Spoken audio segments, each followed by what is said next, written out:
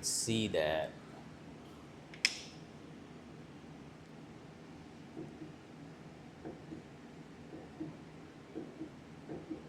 There's just the slightest little bit. Watch at the top of the screen and the bottom, which is this tensioner assembly gap between where it slides in. That's the slop everyone is mostly seeing. Now, if it was right here in the axle area, that would be the bearing.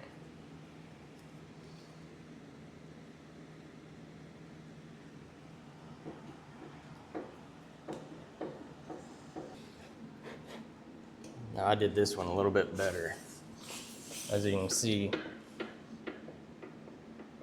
no, it's about the same.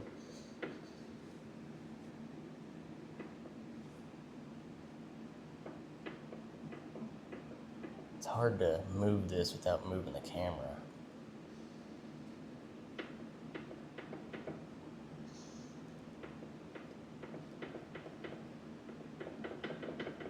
Like I said, that's the tensioner moving in this little C channel, not the bearing.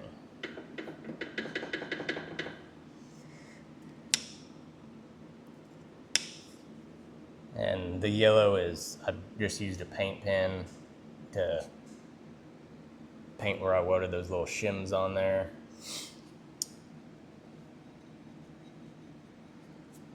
So, yeah. That was a big improvement, because before, I don't know if you can hear that, but I mean, it had a lot of slop. Now I feel like that's completely acceptable. These tracks,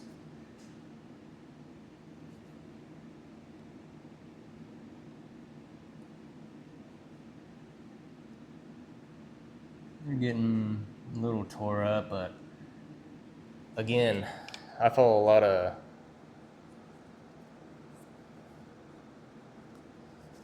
Facebook groups on these, and people are tearing tracks at 10 hours, freaking 5 hours. And I don't know if they're just going rock crawling with theirs and just pulling both levers front and back and just turning on in place and just no mind to it all, or what. But outside wise, I mean, these things look brand new, which I did when I got them. I cut out all these X's just because I feel like dirt gets packed in there. I've seen it easily get squeezed out, rock, if it's big enough. But just little stuff like that. There you can see the exhaust hanger or U-bolts I used. So that's easily removable. With the blade down,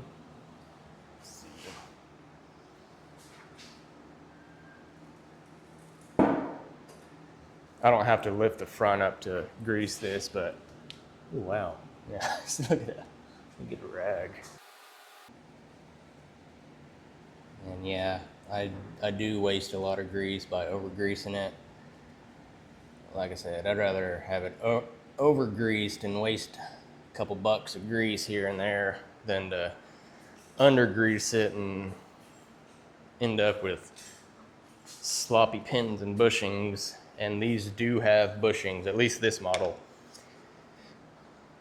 When I put the quick connect on, if you wipe your hand in there, there is a bushing there with grease channels. You can clearly see where the bush is and where the actual metal begins.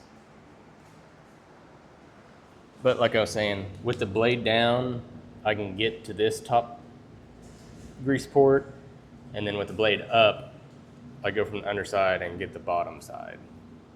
And then obviously grease these as well. I don't know, these are, I think, completely worth the money. No doubt about it. And this is more of like a talking video because obviously I just got these mics and I'm trying to see the audio quality of them from going from loud to quiet. Like right now it's quiet.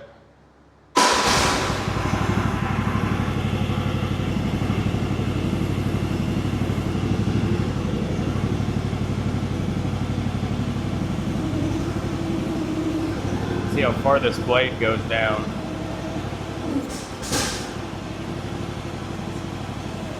That was full down. It's not warmed up yet.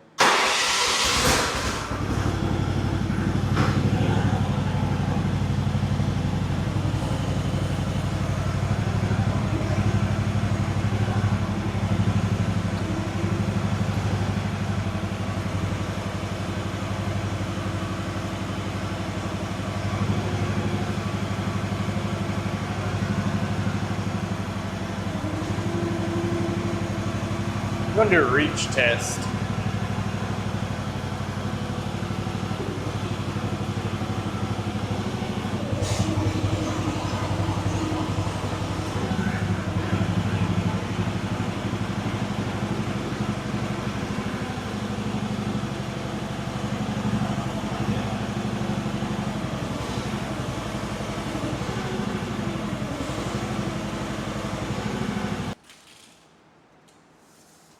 All right, the bottom of the bucket, 92, which is a little over 7 foot.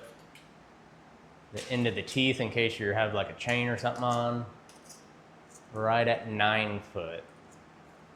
And then I'm gonna see with the bucket curled in, if it'll.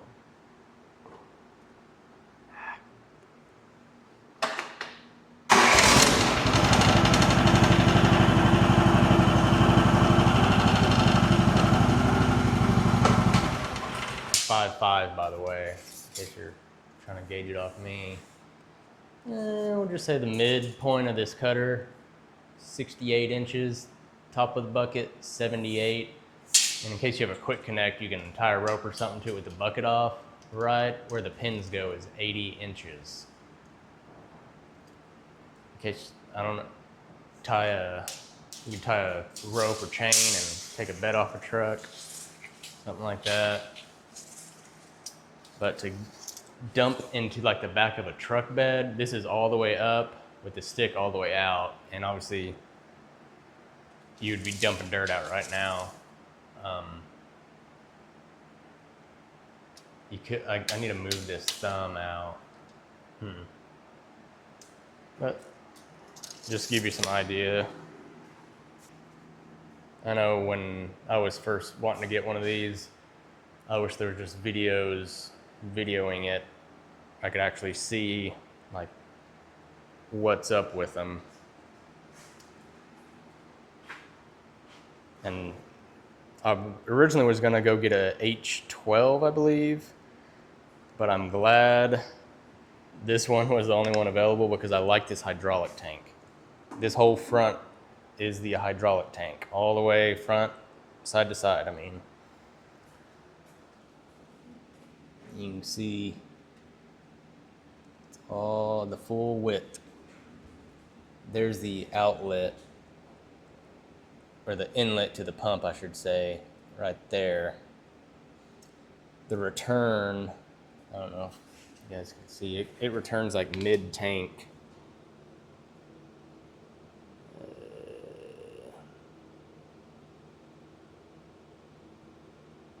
I don't know if you guys can see it, but it returns like mid-tank, right around here.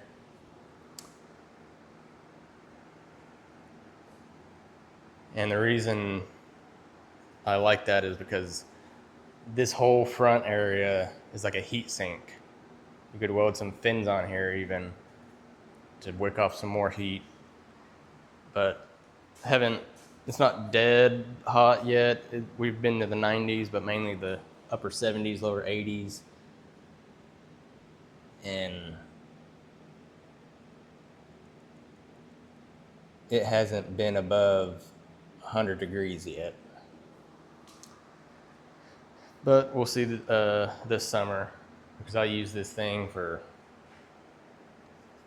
everything. I've had it, I don't know when I originally bought this, but I've had it less than a year, and I put 52 hours on it. 53 actually. And I always get in the habit of turning the battery off, because that's how you rack up some hours on it. It actually has 4 less hours because I was washing it, forgot to turn this off until I went and put it up after it dried off, and the battery switch was on. But always to double check, key on, I always hit the light. See if the light turns on. The light switch is on, the battery switch is off, and that's with the battery switch on. So that's an easy way to double check yourself. I extended these handles as well. I forget what thread these are, but they're the same as like a standard transmission. But I just unscrewed these, went to my local Atwoods, found the thread that fits it, and they only had one of these. This is the correct way to do it. But obviously I was in a hurry, so I got a bunch of nuts and just cranked them on each other, and they haven't came loose yet.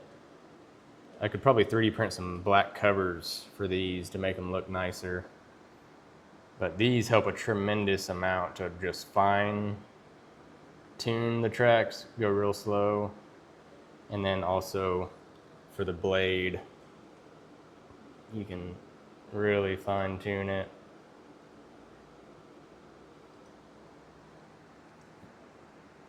But I don't know, I don't have a whole lot else to say. Some son's dirt bike. This has a full Amazon special Chinese 70cc top end kit. So it's cylinder, piston, head, and cam. Amazon Chinese carb. Tires from local Cycle Gear. And I just installed, I don't think you guys will be able to see it, but this $6 Chinese CDI, but it has a rev limiter, adjustable.